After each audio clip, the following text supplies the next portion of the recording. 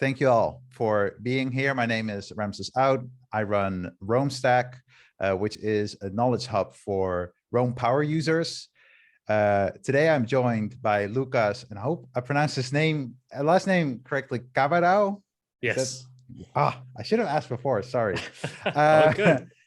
And we're going to talk about the Discourse Graph extension for Roam. So if you are not really familiar with the Roam extension ecosystem, it's possible you can extend the possibilities or the capabilities of Roam research with plugins or extensions.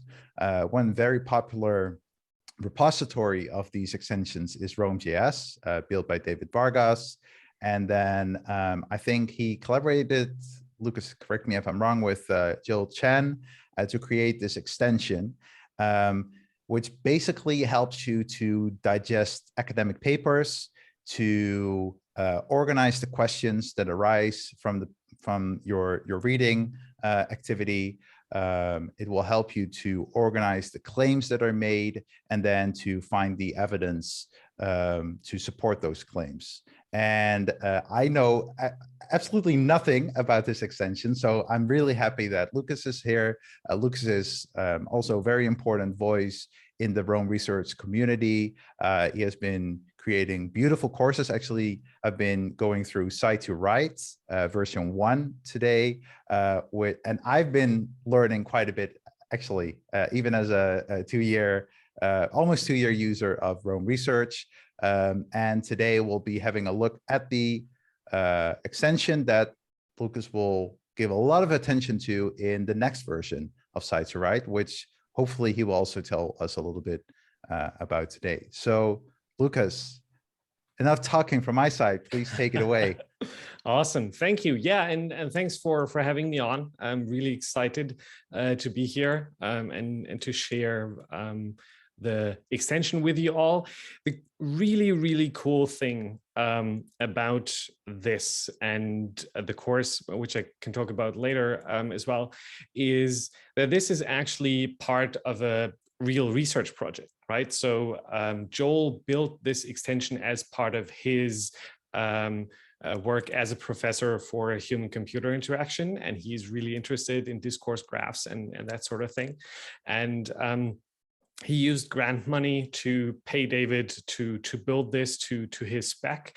And what we're actually going to do over the next couple of weeks is that we're going to collect feedback from people who use the extension and then feed that into actual research output that Joel can use. So this is applied field work, human-computer interaction studies, plus the awesome benefits we all get just from using it. So it's kind of a double bonus that we get here. And so yeah, maybe a little bit of background on me. I'm Lukas. I'm in Germany. I'm just finishing my PhD, political science plus cyber stuff. And I've been using Roam for almost 2 years now. And it's been kind of the cornerstone of my work during the last months of my PhD, and I'm really happy that I had it. And the extension sadly came a year too late, so everything you see today will be current stuff I'm investigating, looking into, kind of looking to understand better. So not stuff from my PhD, which might also be good for you because maybe you are not interested in autocracies and cyber stuff in whatever, in a political context. But we're going to do a little bit more of widely applicable stuff. And so what I actually would say that we do is that we're going to jump straight in. And here's basically what we're going to be looking at. So I'm going to give you a little bit of a demo, and then later we can do a small interactive demo. And the demo, I'm going to talk you through kind of the research loop as you start investigating things, whether they're academic or not. Does that make sense so far, Ramses? Any points you want to make? The only point is, can you please increase the text a little bit? Absolutely. That is that better? For me, that's perfect. Awesome. Cool. And by the way, before we forget, we'll start by looking at a question, but we're also going to do a little bit of an experiment, right, Lucas? Exactly. And see, okay, can we make a start with one of the questions you have? So please think of a question. No need to prepend it with a question. Maybe you can prepend it with a research question. But so if you have a question for Lucas or for me, prepend it with a question, and then start to think about a research question. We can actually start researching during this session. Exactly. Yes. Awesome. Cool. So let me open up this in the sidebar so we have it as a reference. And so as you do research, or you're just interested in stuff, which you probably are if you're here, you usually start with a question, right? Something that you want to figure out. And so the example for today that I want to talk through is this question: how can I increase my daily energy and motivation, right? Complex page title. And this is the first clue that we're using the extension, is that question pages have as the very first element a link to the question QUE page, right? And this lets the extension later know, okay, this is a question that it can then work with. And when you have a question, the first thing you do is that you look at a first source document, a paper, in this case, a podcast, on how to, or looking for answers to that question, right? So this is a podcast episode from the Hubermann Lab podcast. Highly recommend this, really good, on the topic of controlling dopamine for motivation, focus, and satisfaction. That came out, I think, a week or two ago. This is the metadata that I have from this through the Zotero Roam extension. Not a topic for today, but highly useful if you're interested in that sort of thing. And then I have here the text and timestamps of the different chapters of that podcast. And what's important to have as a frame of mind when you're consuming stuff is that most of what you're consuming is claims, right? So if Andrew Hubermann, who is a professor, that's awesome, says caffeine increases dopamine receptors, that is a claim, right? He says that's the case, but that's not evidence, right? Evidence would be the result of a study that showed this, or evidence would be I have personal experience when I do heavy fitness training, the next day I'm tired, right? That's experiential evidence that also counts, but it's different from if you do 10 squats a day with 100 kilos on your back, then you'll be tired, right? That first is a claim, and depending on how strong you are, that might be true, untrue, or impossible, right? So that's kind of the thing that we have to keep in mind, that if you listen to a podcast, you read an article, whether it's in the news or some blog post, usually what you're confronted with is claims. And it's important to weigh what you're reading as a claim, right? But a claim requires evidence. So how do you get evidence? This is, for example, then a piece of evidence classified by the extension as a piece of evidence. And the grounding context here is this is a study with 20 participants. They did self-reports on how caffeine made people feel, and they did PET scans on how certain dopamine receptors got activated. I'm not a biologist, right? So this is a huge claim, like nothing of what you see here you should take as a medical advice or actually true, because I have no idea what I'm talking about in real terms. I'm trying to figure this out, right? This is why I'm using question, claims, and evidence to understand how dopamine and these things I know nothing about, how they connect to what I want to answer.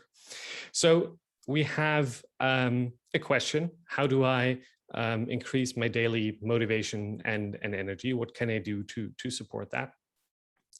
We've started to look at an initial source, which was the podcast, right? And then we started collecting claims, and I'm going to show you a couple of the claims that Hubermann makes, right? So cold exposure in the morning can help increase daily energy by increasing the dopamine baseline throughout the day. Decreasing social media use significantly will increase daily energy motivating by increasing the available dopamine, right? So you don't deplete your dopamine by all these Reddit and Twitter hits to your dopamine system, right? So other activities have more dopamine they can kind of excite you with. And so all of these things are claims that Hubermann makes. So we've collected them. And now I look for evidence in other sources than the Hubermann podcast, right? And this is where the extension then becomes really, really useful, right? Because here I basically just on my daily notes page for today, right? You see this October 4th from 1:30 p.m. to 4:30 p.m. I kind of did some reading on and work on this, right?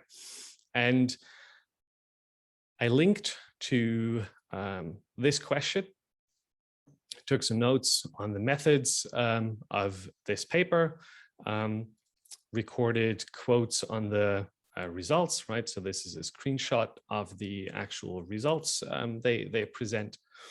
And then I formalized the result into this evidence page, and I tagged it with inform, right? So this informs now a question. And this is the key thing.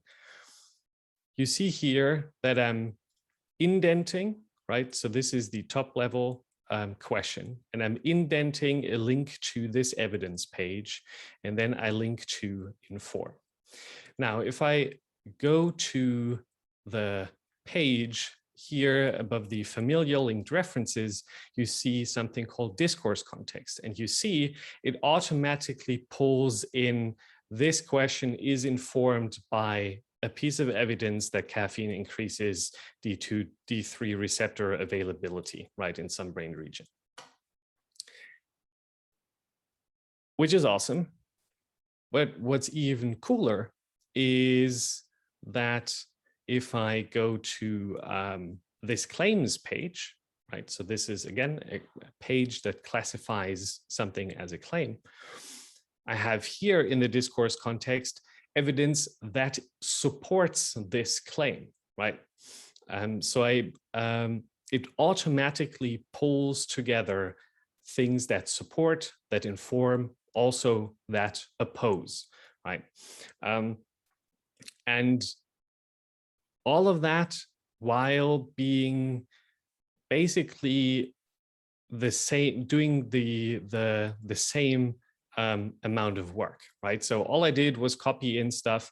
But the cool thing is, if I type a new question here, I select it, I hit one shortcut, I type Q, and bam, I have a new question, right? I indent as I would always indent within Rome. I select some new text, right? I type some new evidence, shortcut, give me some evidence. Now I have a new piece of evidence, right? And through the indentation, something that we do in Rome all day, every day anyways, and just by writing and hitting like 2 shortcuts, I now can go in and say, okay, give me all the evidence that informs a certain question. Give me all the claims related to it. Give me all the evidence that supports or opposes a certain claim. Does that make sense? To me, it does, but I want to summarize it to see if I understand it. So, what this extension basically does, it gives you a few shortcuts to easily tag pieces of text with different tags. So, for example, for a question, it adds a QUE tag. For evidence, it will add a EVD tag. So that way you can easily go through your notes and classify different parts as either a question you want to dig deeper into or something that's that supports something you're actually researching. And then through the indentation, it will basically act almost like a Rome query where it will associate different parts. So if you have a question, it will pull in all the evidence and it will add some nice looking metadata. I saw some kind of attribute that it show probably something cosmetic, but it looks nice that it will show you, okay, this is actually this question. This is a question you have, and here's the evidence you already have processed for this question, right? Totally. Yes. Yes. So I can picture this also not just as a tool for going through papers.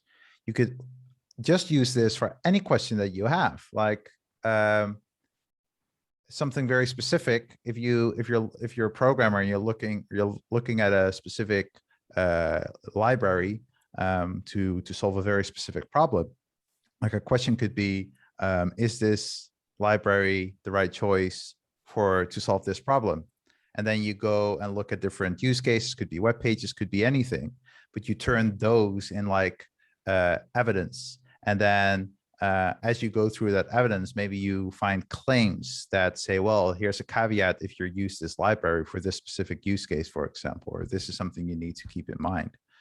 Absolutely. And the really cool thing is that you can actually define your own grammar for how the extension treats stuff, right? So if you're interested in, I want, for example, one thing I played around with is decisions, right? So I have a decision, I have options, and I have constraints, right? So I can say a decision can have multiple options, but an option has to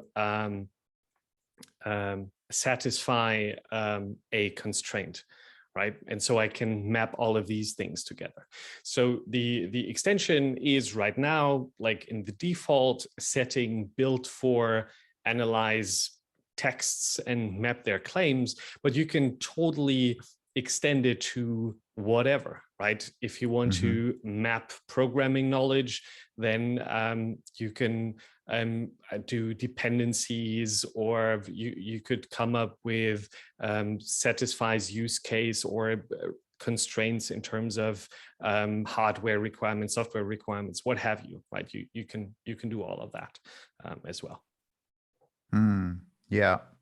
Yeah, and by the way, there's a question. There are actually a few questions from the chat, but to tie it in with this, Melody asks, where's the evidence being pulled from? Your own database, question mark. So I would say it's whatever you tag as evidence, right? Exactly, right? So here, for example, this is a quote, right? This is how I format quotes. here with the quote thing from Rome. And if you read closely, then you see here caffeine increases D2-3 availability, what have you. Where did I pull it from? Increases in, where did I pull it from? In any case, basically what I did was I had the quote, I copied caffeine increases, DT, whatever, and then I hit the shortcut and I made this copy pasted text into a piece of evidence. Right? So the evidence is not auto-generated in any way, but you have to make things evidence. You have to tag them in the right way. But what the extension does is it makes it really easy, right? It's literally just copy and then two keys and done, right? In a way, what the extension gives you is default scaffolding for organizing your knowledge, right? You could come up with a system like this yourself, minus the actually it pulls everything together part. But what it gives you is it makes the process of kind of actually using the scaffolding super easy. I hope that helps as an answer. Yeah, yeah. And Andrew asked, what is the significance of the hashtag inform? So I see, for example, here with the evidence, I see hashtag inform. Yes. Why do you add it? So this is this is one example. You have sometimes you have questions that are generated from something you already know. Right. So sometimes you read a piece of a study or whatever where you get it from. You're like, OK, that leads me to the question, what do I do with this? Right. And that's not support. It doesn't support a question. It doesn't oppose a question, right? It informs a question, right? So this lets you kind of link pieces together that don't have any explicit, I call it causal link to what you're trying to do. They're just kind of ambient information. And this is what the extension allows you to pull together by tagging things with inform. So you have more of a granular control over, okay, this is evidence, but evidence in the context of it, it informs exactly. the question. It's not like, okay, if I drink caffeine, my daily energy and motivation will skyrocket. No, that's not the case. It's just like it's like a softer evidence almost. Yes, exactly. It's kind of the ambient knowledge you have about a thing, right? Where like, okay, based on all these little things I know, if I think about them more closely, I'll generate questions and claims, and kind of letting you pull these things together that give context to a question. That's what the inform tag does. But of course, you don't need to use the inform tag, and you can come up with other stuff, right? It's just one thing that Joel came up with, and that I find extremely useful. Yeah, yeah. By the way, when it comes to collecting, someone, and I actually also myself triggered, like how did you get all those nice timestamps? Was that done manually? Did you actually write them down? Do you have like some kind of process? That was, I don't do that for every podcast, right? That was me really figuring out, okay, what can I come up with a cool, relatable example for things like this. But the collecting actually was done by putting the MP3 file of the podcast into the script and then getting a timestamped transcript out of that. Yeah, that's what I did. Okay, nice. I mean, we could spend an entire hour about collecting, so let's not get too deep into it. And by the way, I do want to remind people to think of a question we're actually going to dive into. But in the meanwhile, if you're okay with it, Lucas, unless you want to continue to show something else, but there are a few more questions from the chat. I might want to show one more thing. Sure. All right. For people, I'm not sure whether that's going to go and help answer some questions already. But if we go to playground, energy, and motivation, this is something really cool that the extension also gives you, and that is open query drawer. And now what I can do is I can find claims where the claim has any relation to some sort of question, right? So let's say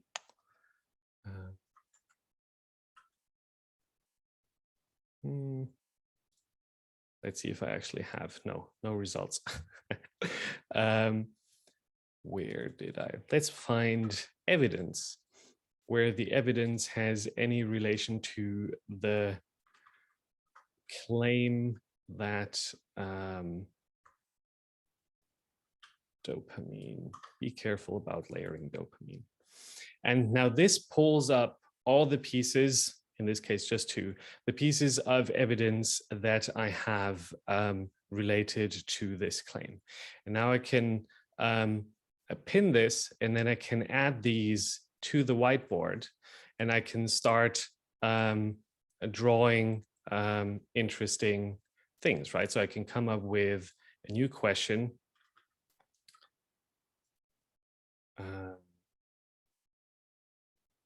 What's the best way? Those aren't related, but you could now come up with new connections in a visual way, right? So pulling together all the evidence, all the claims, all the questions that you have, you can kind of have an interactive whiteboard inside Roam where you connect and synthesize. And then what you can do is you can actually share this with others, right? You can export it and you can send it to me, and I can import it, and then I have all your thoughts about how certain questions and evidence and that sort of thing are connected to each other. So it's not just I have to remember kind of what questions do I look in the linked references section of the discourse. I can also have a really powerful way to query for things, even with has an attribute, with a value, whatever, right? So it's extremely powerful for that as well, and especially for interactive thinking. I find things are like whiteboards are hard to beat, and this is kind of the closest thing you can get digitally, I found. And that kind of then concludes kind of the loop, right? We have questions, we've looked at a first source where we collected claims, then we looked at evidence from other claims. We put all that into Roam just by taking notes as we usually would. And here we can do some generative thinking, brainstorming, and then go into synthesis and write these things together. That was kind of the final piece I wanted to show. And now we can do questions and go interactive. This is really cool. So this really gives you the canvas to actually work visually and to actually start to see the relationships or build the relationships between between them. Is this actually what happens here? You can export it. I saw it to different formats. So if I see you, so you can also generate Roam blocks. Okay. Exactly. So what happens now is it creates a page where it kind of translates, and for some reason that didn't work in this case. Interesting. It's still in beta, the extension, but I can show you auto-generated. Let's do. There's a space in between. Playground. Let's do decision making. And here you see this was like a playground canvas, as you just saw, but what it then created was something that reflected the necessary indentation that you would need to actually represent this, as we were saying earlier, that connects these different elements, right? So you're not stuck with like a nice visual layout, but then you can't use it because you later can't again filter what's connected to what, but it actually lets you generate the output that Rome and the extension would need to use it more. And you can export it in CSV or JSON format. Here you can actually put it into, if you export CSV, you can put it into different graph databases like Neo4j, for example, to use it there. Or if you use JSON, for example, I could send you the JSON file and you could just import it into Rome natively and use it in your own Rome graph. I loved how it added that block in between a post by, because that way you can actually filter on a page, or you can use it in a query. So exactly. you can visually find all the pros and cons, or like the limitations in something, or you can uncover possibilities on the canvas and then export it, and then actually just by using some filters filter down to your exact answer based on the different variables. So that is super powerful. Actually, yeah, I don't know. I think there was a question about it, but this could work really well just to, as also for a decision-making system, like a algorithm of thought. And I know you're big on those, but these could pretty much be applied to thinking through problems, and then using evidence to actually support your decisions. Absolutely. Absolutely. Yes. And that's something I'm super excited to explore in the near future, is how that could work through the existing grammar, through building a specific grammar for kind of instantiating these relationships between what's a decision, what's a claim, what's a constraint, what's an option, right? And then going through these and generating something that leads you to a desired result. Yeah. That is really interesting. I can see if this plugin, you said it's still in beta, but if it matures, and if there's, knowing David, maybe there's some way to export or import your grammar, then it will be really interesting to see how you can maybe create grammars for different domains, different fields, and you can actually on the roadmap.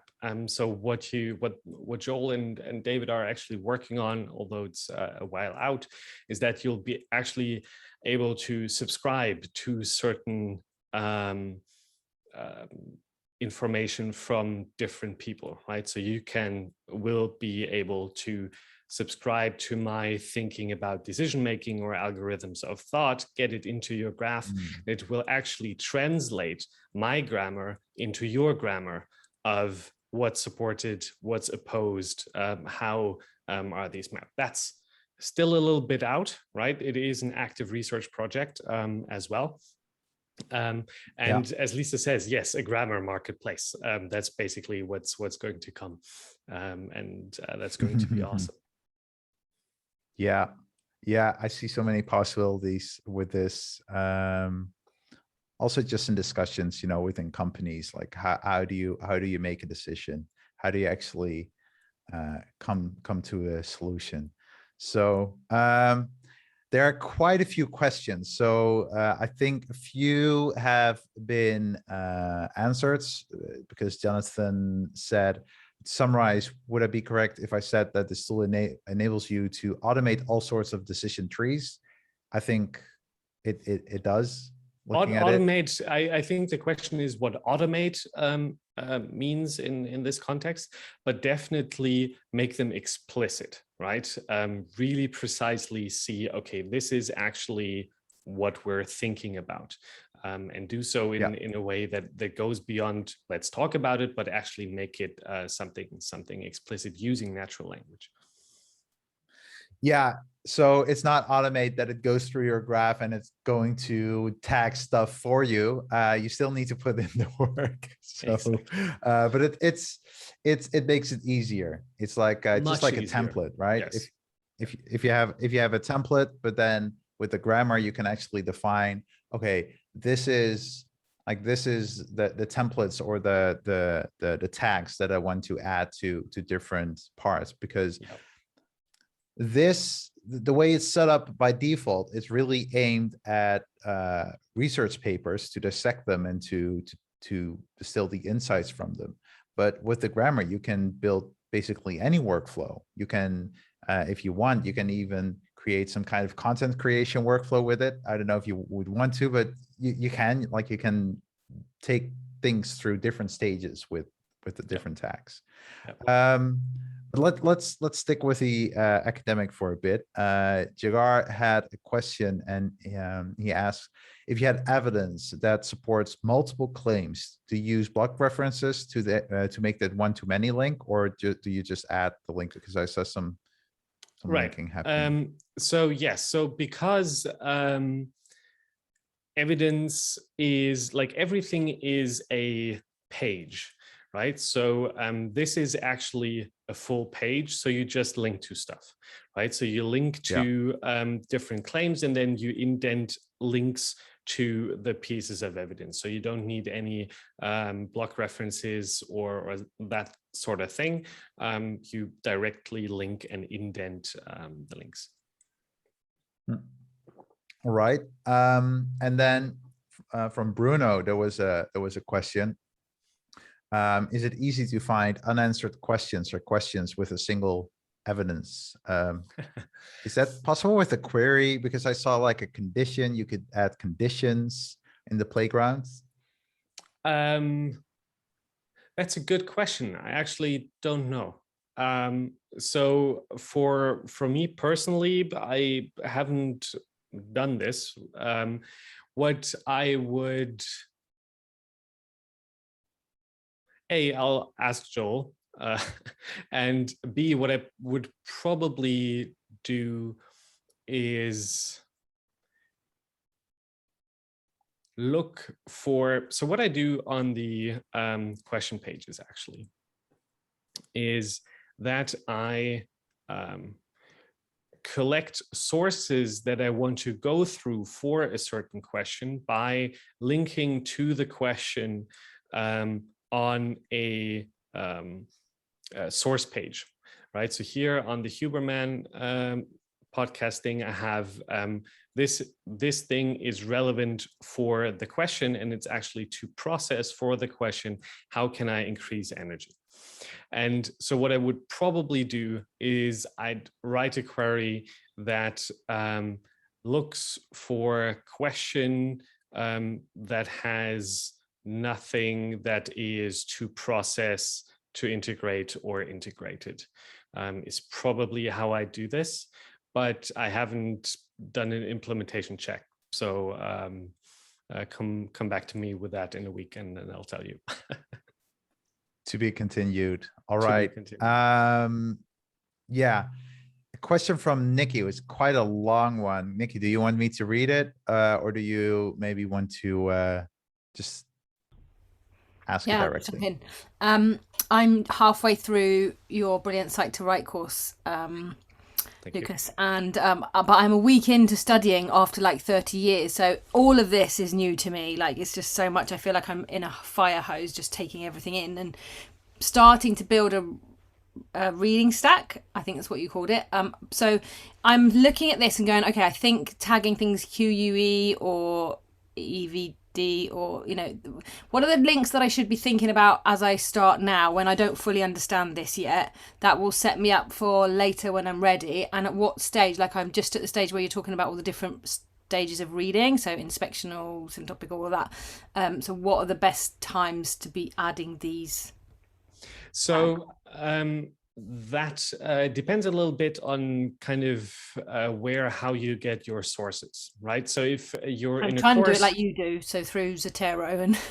Yeah, sure. I'm thinking about, do you get like a syllabus from a professor that you kind of have to go through, or do you have a question that you're trying to answer for your own research? Because I think if you have a syllabus, I would that you kind of need to go through, I would probably kind of make a page for that syllabus, list all the sources, and then tag them off.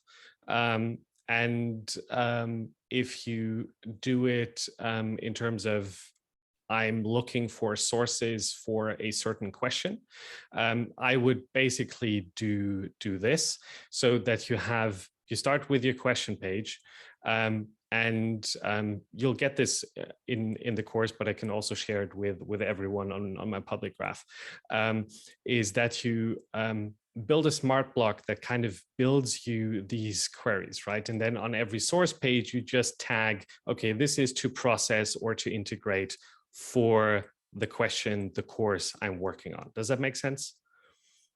Roughly. Kind of, I'm getting there. I think I've got both. I've got loads of questions, but I don't know which one. I'm not like chasing one yet for a specific bit of study, but I'm quite open-minded about it. And I've got a reading list as well, so I've got both. Okay. Yeah. What I would do is, as you put your stuff into Zotero, and you then decide, okay, am I actually going to turn this into something I have in Rome, right? Then on that page, link with to process for, and then either a link to the course or syllabus page or a certain question page. And that will let you automatically collect all the different readings for that thing, and have it ready to go. And then you have to kind of tick it off one by one, I would say. That sounds brilliant. And I've actually got like 6 modules, all with different bits of research. So actually I can say to process 4, module 1, module 2. So that's fantastic. Exactly. Thank you so much. For sure.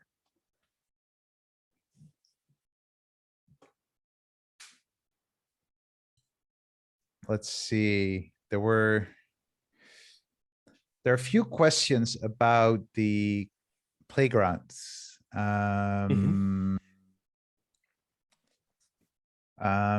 Let me see which one to select. Well, you've already, Michael asked, so is there an example where you use the whiteboard to good effect? Can we see the whiteboard output? And so you've shown that page with that actually had the output, but do you also have the? I'll show you Joel's examples, because his are better than mine. So mine are still very work in progress, let's call it. But I think in auto-generated from, maybe it was in a different graph. I don't have a really nice example that I would be willing to share right now. I have some that I'm kind of happy with, but that are kind of private, so I can't share. But I'll do that. It's definitely going to come in the course, but I'll have those ready to share publicly as well. Give me about a week or two, and I'll share hopefully good examples of playgrounds and synthesis pages publicly. All right.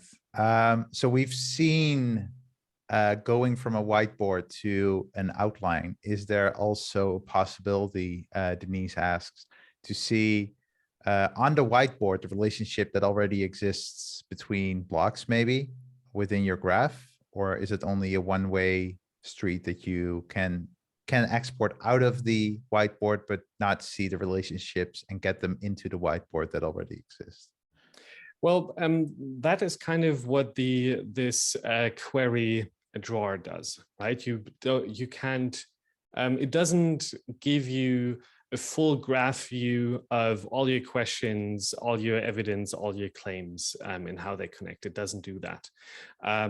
But if you're looking for relationships to a certain question, to a certain claim, then you can more or less targetedly look for those by having the select be any relation to, right? That's what you can do. But there's currently no way to have kind of a full graph view of this is what you've connected with each other.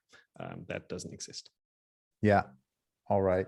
And actually, you remind me of it. We actually have a graph view in Rome. It's not that pretty, but you actually can go to a question page and then open the graph and then see what other pages are connected to it. So, yes. What evidence is connected to it, etc.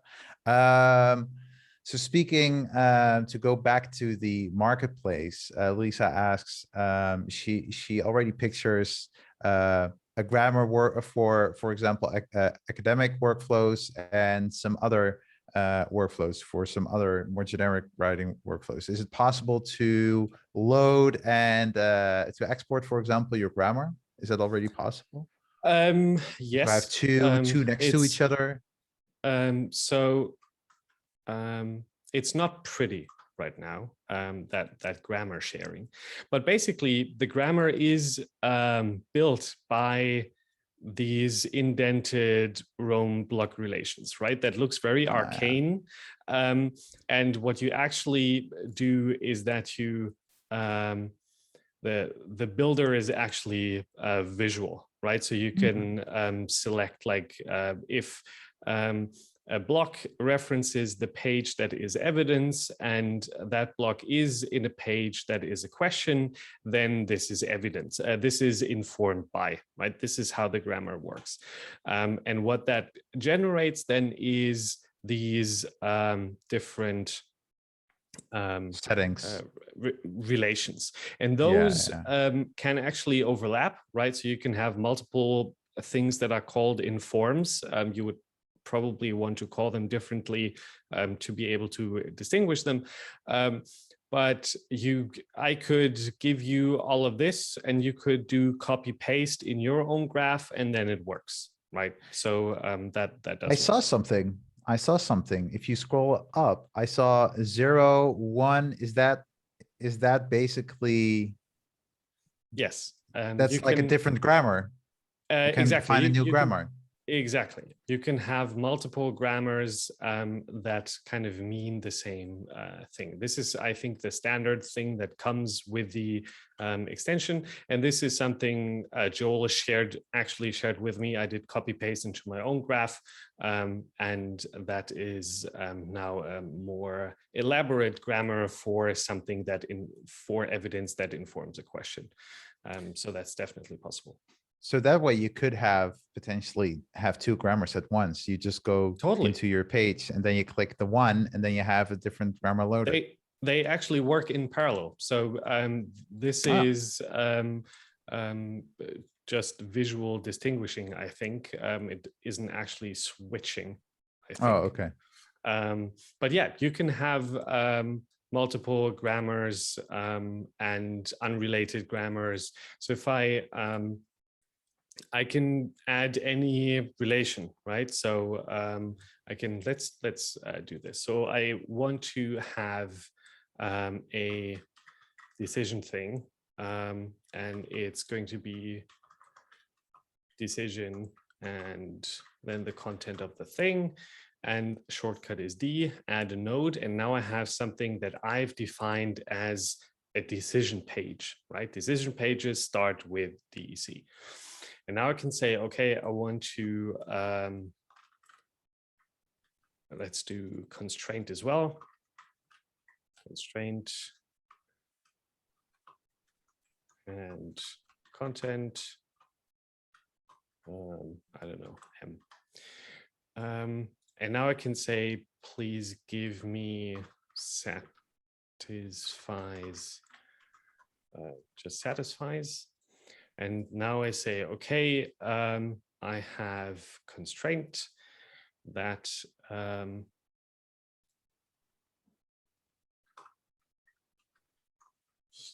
is related to decisions, right? And now I could start drawing. This is a B page or whatever. Doing this would be not interesting right now, but basically this is what you can do, right? You just start adding nodes and relations, and then you can define your own grammar as you please, and they work in parallel. All right. I realize that we actually don't have time to dive into a question, but I think question to investigate. But Next I think time. we've I think this is already this is already so powerful, and it's still in development. What kind of roadmap can we expect? Jonathan is asking because he's saying, well, he currently uses Keyboard Maestro for a bunch of macros to basically, he has created his own workflow, but what can we expect more with this? Well, I'm hesitant to speak for Joel here because he's the guy in charge. But what I know is that he's, for now, very keen to collect feedback, right? So he's really looking for you to try and report your experience, right? So you can download the extension, play around with it, try to use it, and then let him know how you think that works. We're actually going to formalize that in the course coming end of week. But the extension is freely available on Roam.js, right? So you can just download it and use it. And I know he's working on a way to make the export and sharing through export better. I know he's working on doing the subscription thing and making that a reality. I don't know what the actual timeline is, how he's not hiring David to work on this. Again, this is financed through a research grant, as far as I know. So that's maybe a limit in some ways. But yeah, Joel is super excited to share this. I'm super excited to share this, and he and I were looking for feedback. And yeah, that's what I can tell you about roadmaps. Right. You, for me, you cut out a little bit. I know you didn't cut out, but was my side. And I don't know if you touched on this, but your course is, so Site to Write is relaunching on Friday, right? Yes, exactly. exactly. And also what you said at the beginning of the session, it's also like an opportunity, first of all, to not only become a better knowledge worker, to actually use what you take note of, and then use it to produce insights and to share your knowledge. It's also to get to know this extension at a way deeper level. And then what you also said at the beginning of this session, that the insights that are gathered also in the course, that will flow back to Joel. Is that correct? Did I understand that correctly? Yes.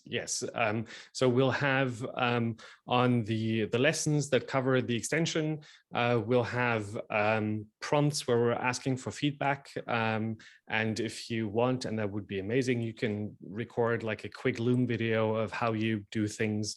And if we manage to get a few people, this has the potential to be one of the biggest human-computer interaction field studies, if we do this right. And quick note for those of you who've already bought Site to Write, possibly you'll get the update for free. So this is there's no upgrade pricing or something that you have to pay for.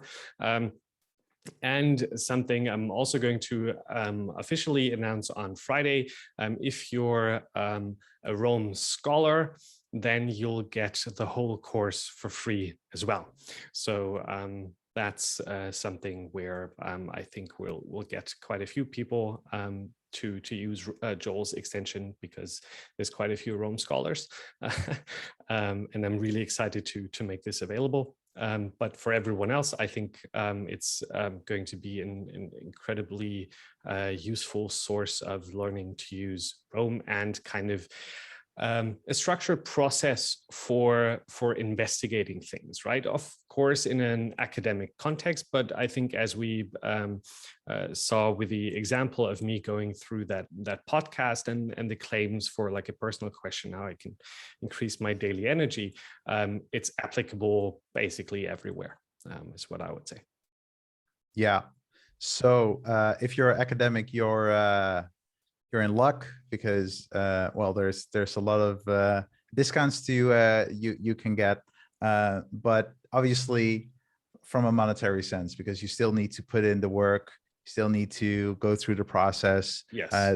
This extension will help you make it easier to go through the entire academic writing process, but it's still a process you need to hone. It's like anything, it's a skill. So and from my own experience, I really also believe that these note-taking and these writing skills aren't just needed in academia, but also as what I call, we go from knowledge workers to learning workers. So basically every knowledge worker faces some, like at least some unknowns in their work. It's no longer you're hired for one role and then you will do the same trick every day for the next 20 years. That time is over. So we all need to always keep learning. And I think there's a lot we can learn from the rigor from the academy. So even though maybe your manager isn't looking for citations or whatever, having those citations and knowing that the insights that you got, that they actually have a strong foundation, that in itself can already help you a lot in your work. So I've put 2 links in the chat. And again, I will be sending an email after, also with the link to both the Discourse Graph extension, but obviously that is not as interesting as Lukas's course, because there you actually learn how to master it. And you will be sending out some free email lessons this week, yes. Right? Yes. So if people sign up, they will get a few lessons to already hit the ground running.